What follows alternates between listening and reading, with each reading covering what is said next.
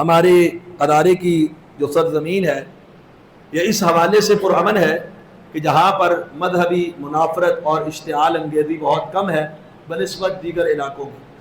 تو یہاں پر بھی ایک شخص نے سوشل میڈیا کے اوپر گفتگو کرتے ہوئے، ایک مولوی صاحب منصرے کے جو اپنی تقریروں میں زیادہ تر لطیفے چٹکلے ہی سنایا کرتے ہیں، تو انہوں نے بھینس کی قربانی کے حوالے سے بات کرتے ہوئے یہ بات کہی کہ انڈیا کے ہندو وہ گائے کی قربانی نہیں کرنے دیتے اور پاکستان کے جو ہندو ہیں یہ بھینس کی نہیں کرنے دیتے. انہوں نے مجموعی طور پر مسلک اہل حدیث کو ہندوؤں کے ساتھ، بلکہ ہندوؤں کا تشبیہ نہیں دی بلکہ خود ڈائریکٹ ہندو کہہ دیا، پاکستان کے ہندو. دوسری بات، داڑھی کا تمسخر اڑاتے ہوئے کہتے جی یہ تو نیت داڑھی پھٹی دی. اب ایک سنت کا مذاق اڑایا. اس سے پہلے بھی وہ منبر پر مساجد کے اندر بھی اپنی تقریروں میں اللہ کے بارے میں واہیات باتیں لطیفوں کی شکل میں جب سناتے ہیں تو کر جاتے ہیں. اور علمی لیول یہ ہے لا جمعۃ الا بخطبۃ، اس طرح کی کوئی صحیح سند کے ساتھ روایت موجود نہیں، اور وہ بار بار کہہ رہے بخاری بخاری بخاری، حالانکہ بخاری میں تو نام و نشان تک نہیں، دیگر کسی مستند کتاب کے اندر صحیح سند سے ہے. ایسی کوئی روایتی جھوٹ کو منسوب کرتے اس طرح کے تو وہ کام انوکھے ہفتے مہینے میں کرتے ہی رہتے ہیں.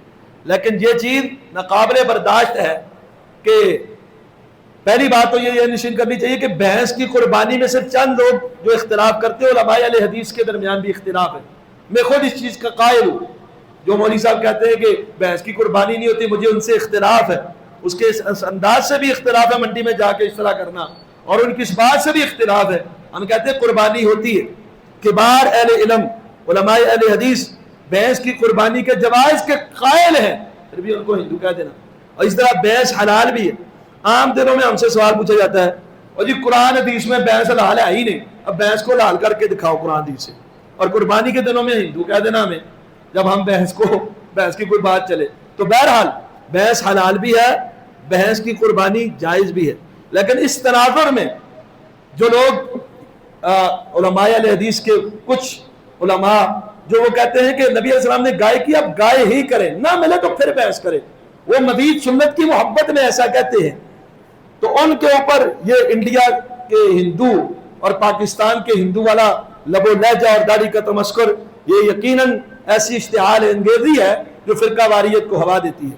پہلی بات تو میں یہ کہنا چاہوں گا، اگر واقعتاً مولانا صاحب سمجھتے ہیں کہ ان کے اندر ہندوؤں والا کوئی وصف ہے، کوئی عقیدہ ہے، کوئی مشابہت ہے، تو اللہ کے فضل و کرم سے ہمارے سامنے پیش کرے، ہم تیار ہیں. کوئی ایک بات دکھا دے جو ہماری عقیدے کی، عمل کی یا کسی بھی چیز کی ہندوؤں کے ساتھ تشبیہ دیتی ہو یا ہندوؤں جیسی. آپ کہیں تو ہم بھی حاضر ہیں دکھانے کے لیے کہ ہندوؤں کے ساتھ محبت کی کیا پینگے ہیں. بہرحال وہ الگ بات. دوسری بات یہ ہے کہ ہم اداروں سے یہ درخواست کرتے ہیں، انتظامیہ سے، ایسے افراد کو وہ لگام ڈالے کہ یہاں پر جو ایسا ماحول نہیں ہے فرقہ واریت کا، اشتعال انگیزی کا اور دست و گریباں ہونے کا. یہ ایسی باتیں ہیں جو باہم دست و گریباں کرتی، یہ تو کھلم کھلا تکفیر ہے اہل حدیث کی. آپ انڈیا کے ہندو ان کو کہیں تو ہندو مسلمان ہے کیا؟ ہندو تو کافر ہے نا، یہ کھلم کھلا تکفیر ہے. تو یہ ایسے الفاظ ہیں کہ جن کی ہم بھرپور مذمت کرتے ہیں اور انتظامیہ کے درخواست کرتے ہیں کہ خود ہی لگام ڈالے، اور اس کی جو بھی قانونی چارہ جوئی ہوئی تو وہ بھی انشاءاللہ ہم کریں گے. لیکن اگر اس سے بھی تدارک نہ ہوا تو انشاءاللہ اس کا اگلا لائحہ عمل بھی ہم تیار کریں گے. تو ایسے شر پسند عناصر جو ہیں اس سے اپنے آپ کو محتاط رکھیں.